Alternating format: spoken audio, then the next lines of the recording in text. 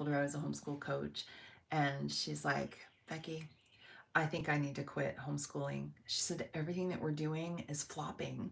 My girls, they're 8 and 10. She's like, they're obedient. They come to the table, they get their schoolwork done. She's like, but the joy has left the building. Nobody's having fun anymore.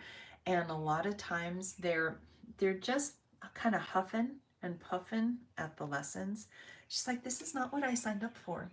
I signed up for a life that would build stronger connections with my kids, that they would fall in love with learning, they'd fall in love with reading, and that at the end of the journey, we would be closer together as a family because we chose this life. And I am just not seeing that happen. And I looked at her and I smiled. I go, I actually have a few minutes. Can we just chat about this? I would love to see if I can help you. And she started crying. I kind of have that gift. People today don't pause and give each other actual attention, and it disarms people when you actually pause and you say, I have time, can I listen? And a lot of times it just plucks on their heartstrings in just a way that it disarms them, and they find themselves in tears.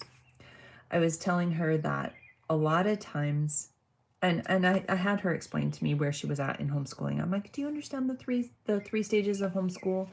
She's like, no, not really. She goes, my kids are in like grade 4 and grade 5. And like, no, it has nothing to do with grades. It has everything to do with where you are in the learning. The first stage of homeschool, it's the same in public school, by the way, or private school or tutoring, whatever. There's 3 stages of learning. The first stage is the foundation stage. It's usually when the kids are most excited. It's when they're learning to read and they're learning to hold a pencil and there's shapes and patterns and numbers and that kind of stuff. Foundations. The basic skills that kids need in order to launch into the fun kind of learning. The reason that most kids are so excited is because when children are young, typically 7 and under, they're sponges. They're hardwired for learning, right? It's why it's so amazing to see the transition from birth to 7. It's unbelievable what children learn at that stage. So you have your foundation stage. The next stage is my favorite stage, the flourishing and fun stage. And then the last stage is somewhere around the time kids are about 14, they start to, if they haven't been squished like a bug under a shoe, if they're not suffocated under a big stack of curriculum, if they're not exhausted because the school day never ends, then they start to pick up and focus on, ooh, I think I want to be a musician, or I think I want to be a doctor or a nurse or an auto mechanic or somebody that works all day in the sun, one of those guys that puts the spikes in their shoes and climbs the poles and fix the lines. They start to get a goal.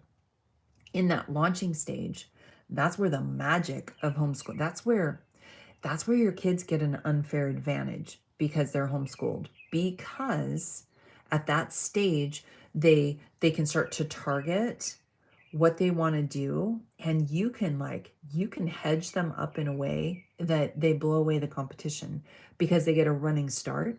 They're able to take classes and get tutors and coaches and all those things and become an expert in their field long before somebody that just goes through high school and then goes to college and then fumbles trying to figure out what they want to do. So the launching stage. The mom that I was talking to, her kids are 8 and 10. So they're very clearly in this flourishing and fun stage. So when I asked her what kinds of things are they doing, she's like, well, we have our routine all set, right? The kids go to bed at a certain time at night. We wake up in the morning, we do breakfast and quiet time. And then she starts to tell me all the stuff that she's having her kids do. And I'm like, okay, Becky, with grace, don't blow her away. And I was able to communicate to her clearly, what's happening is that you're teaching your children as if they're in the launching stage. You're giving them too much busy work, too much seat work, too much curriculum, and you're not tapping on their heart, you're not connecting to them, and you're not making learning fun the way that the flourishing and fun stage is meant to be. And I could see her kind of shake her head a little bit, and she's like, okay, so what am I supposed to do, right? But what if I miss stuff? I can make learning fun, but what if we miss stuff? And I smiled, like, well, you're going to miss stuff because you're not teaching in a public classroom where somebody else is giving you a list of things that your kids need to do in order for you to earn a paycheck. Instead, you're looking at your children and you're looking through educating them through goals. By the time they graduate high school, I want them to love to read. Not to be able to write a book report, but to love to read. By the time they graduate high school, they should have a solid foundation in math, the basic stuff, the add, subtract, multiply, divide, fractions, percentages, decimals, that kind of stuff. And by the time they graduate high school, I want them to be excellent communicators on paper and orally. And I could see her nodding like, wow, this makes sense. So I'm going to tell you, if you are struggling in any way, shape, or form with homeschooling, you may be like this mom who is trying to educate her kids as if they're in a different stage of homeschooling. So here's where I'm going to invite you down into the descriptions. I have a free class for you. It's called the 3 Stages of Homeschool. And from there, if you have questions, you will know how to reach me. Don't get stuck trying to mimic school. It just sucks all the joy out of homeschool.